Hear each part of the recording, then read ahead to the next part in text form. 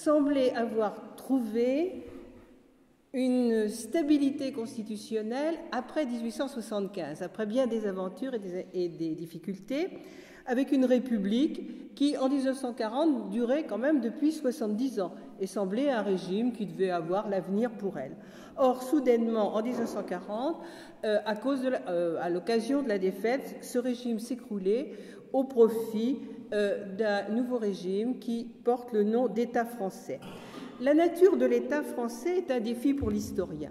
Qu'est-ce que c'est? Une dictature militaire?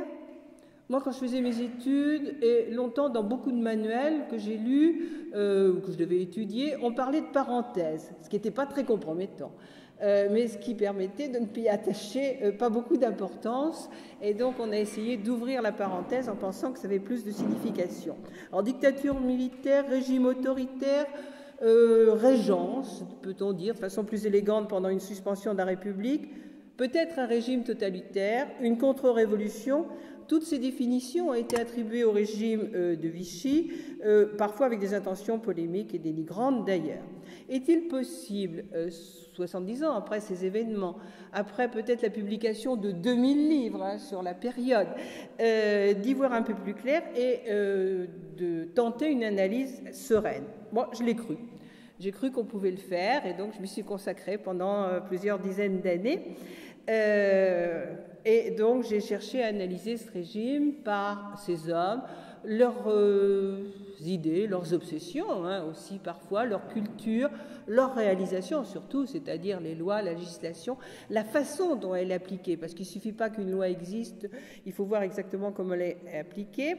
Et je me suis toujours, en faisant cela, si vous voulez, j'avais toujours quand même trois raisons qui s'imposaient à moi, qui étaient autant de précautions et que je rappelle rapidement. D'abord, je crois qu'il faut, lorsqu'on étudie ces questions, tenir compte des contraintes et des choix extérieurs, ne pas considérer, comme certains le font, que l'occupation allemande n'a aucune importance. Certains historiens le disent, hein, alors bon, on ne peut pas, peut-être, moi c'est pas mon avis. Autres précautions, envisager aussi toute la période.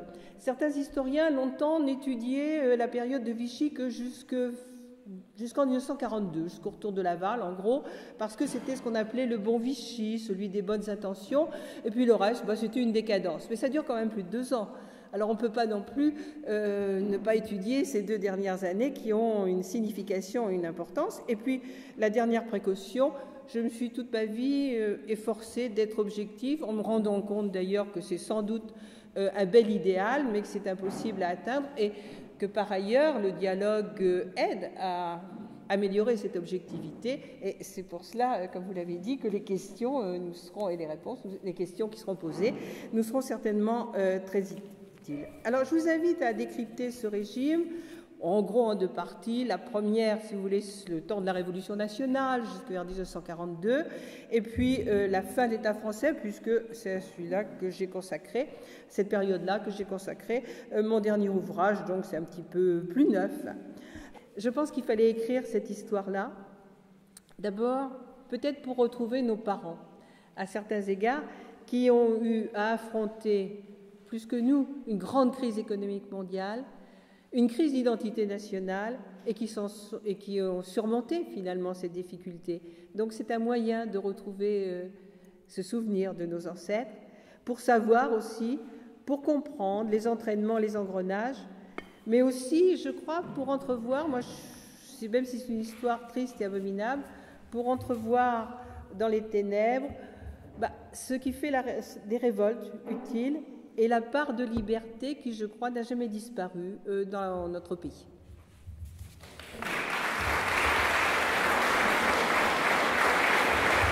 Alors écoutez, vous avez entendu une conférence sur Vichy, sur le personnel de Vichy, sur la fin de Vichy, mais je ne sais pas si vous avez remarqué au passage, il y a une lacune dans cette communication. On n'a pas parlé des Allemands. Or, parler de ces années 1940-44 sans parler des Allemands, c'est une chose qui m'étonne maintenant de plus en plus. Je vais vous dire pourquoi. Je travaille comme mon épouse depuis longtemps, bien sûr, sur ces années-là, et je me suis aperçu qu'à travers tous les travaux, ils sont très nombreux maintenant, qui ont été faits sur cette période, eh bien, de plus en plus, j'ai le sentiment que les Français ont été, c'est vrai, pour certains d'entre eux, coupables de beaucoup de choses, de complaisance, de tout ce qu'on veut.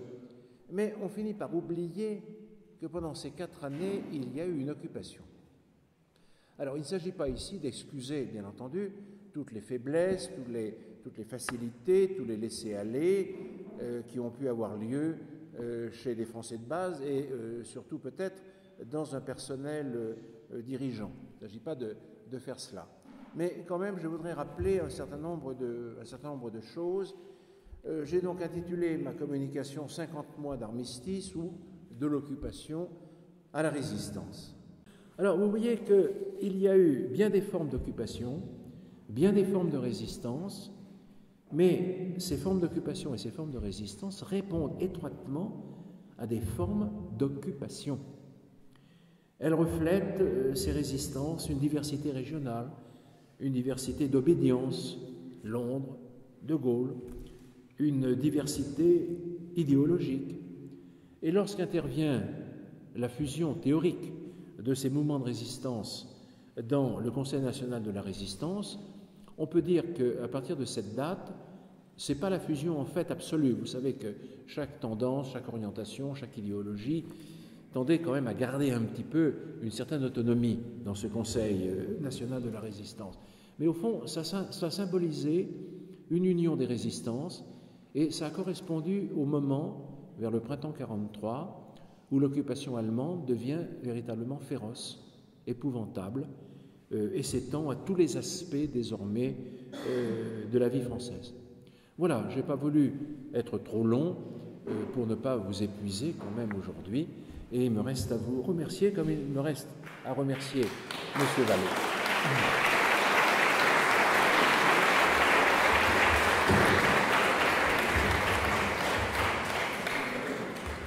Oui, je voudrais vous demander poser une question à propos des communistes pendant la guerre.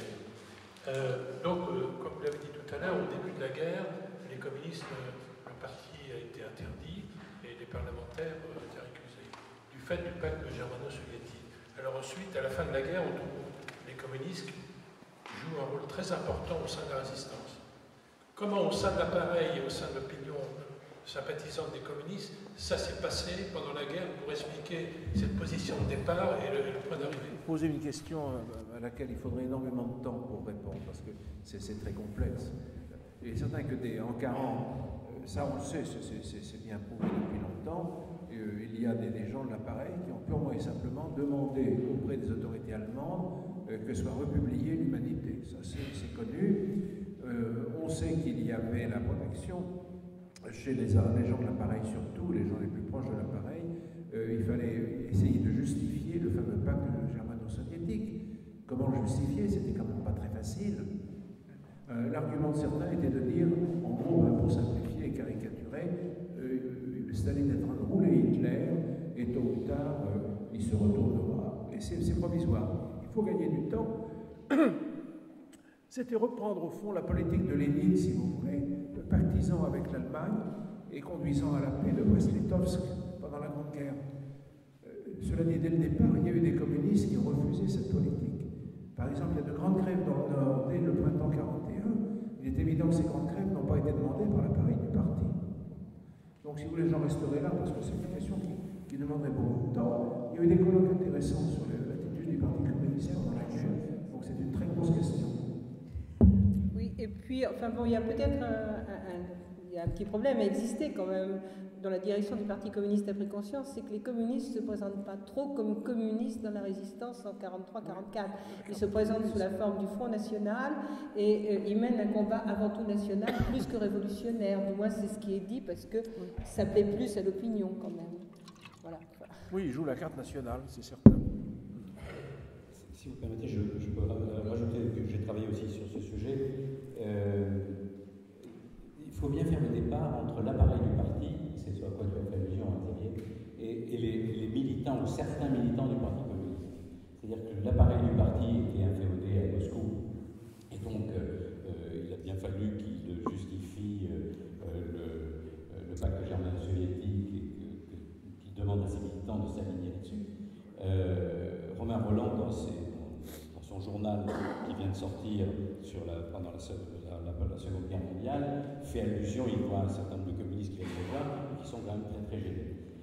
Mais en revanche, effectivement, beaucoup de militants communistes à titre individuel sont entrés. Alors, quand on parle d'entrer dans la résistance, on n'entre dans rien du tout, parce que la résistance, c'est pas comme de s'inscrire à la sécurité sociale. Ça n'existe pas. Donc on entre en résistance en cas échéant.